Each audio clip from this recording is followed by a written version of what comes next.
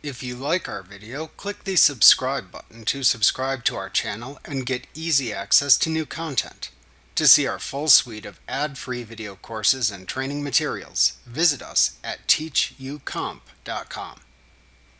QuickBooks Online can apply automatic late fees to customers per your default settings within the Late Fees section of the Sales category in the Account and Settings window, as shown in the earlier lesson titled Customizing Your Sales Settings.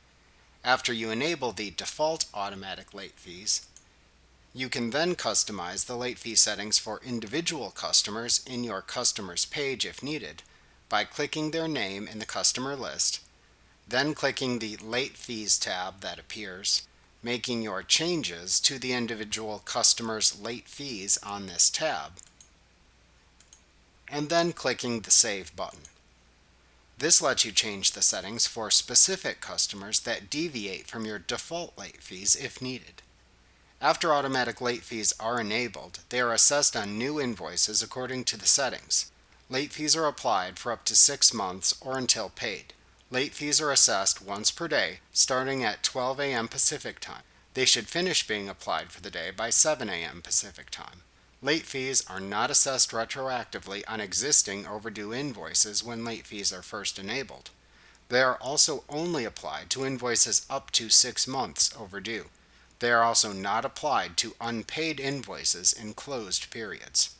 Late fees appear as line items in the corresponding invoices. Like all line items, you can delete them by clicking their trash icon at the right end of the line item to delete them if needed.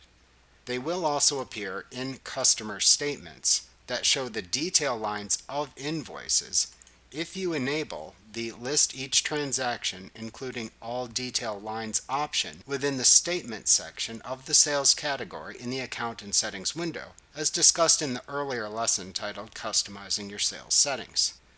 However, if the automatic late fees are not assessed on an invoice because it falls within one of the exceptions previously noted, then you must manually add a late fee line item to the existing late invoice to charge late fees on the invoice. You can create this late fee item in the Products and Services page as either a new non-inventory item type or service item type as needed. Remember to click the subscribe button to see more of our videos. Get ad-free courses at teachucomp.com.